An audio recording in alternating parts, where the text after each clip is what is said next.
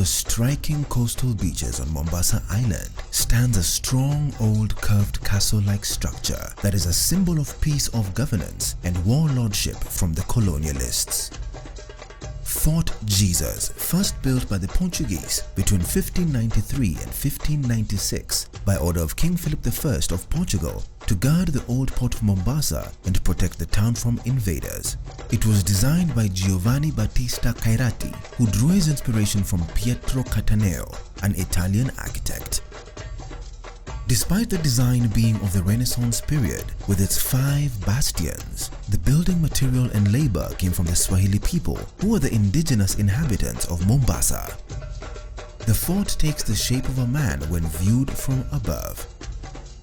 The fort stands over a spar of coral and tells the story of how the Portuguese at one time ruled the trade routes of the Indian Ocean. Its location ensured that they could see any ship approaching.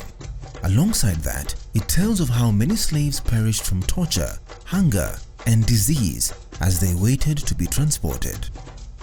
During the East African slave trade era, slaves would travel to Arabia and the Persian Gulf through the port of Mombasa, many becoming laborers, guards, soldiers, or concubines. When the Portuguese occupied, the fort stood as the subject of battle. Between 1631 and 1895, it was captured and recaptured, changing hands 9 times, with the Omani Arabs taking control in 1698. In 1895, the British took over and transformed it to a prison which held slaves in the torture rooms and cells in the inner part of the fort. Cannons were strategically placed at the top of the fort to protect it from invasions and dissatisfied locals. The Portuguese once again recaptured and refurbished it, and it's still been renovated a number of times, its structures revealing Portuguese, Arab, and British influences. The fort, till to date, has retained its form, design, and materials.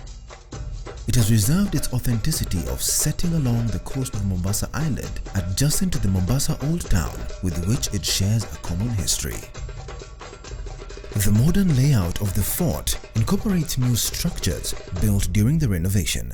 It includes a museum, the curator's house, the site offices, a ticket office, powder rooms, and a curio shop.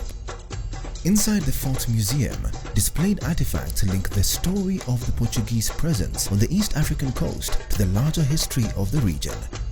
The collection includes ceramics of Chinese, Persian, Arab and Portuguese origin, as well as a collection of East African earthenware, weaponry, and instruments.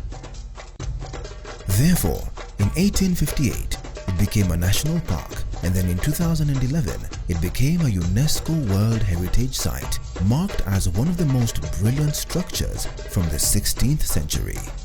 Today, it is a landmark of beauty where visitors from local and international countries come to learn and admire Kenya's heritage of a fort carved from rocks.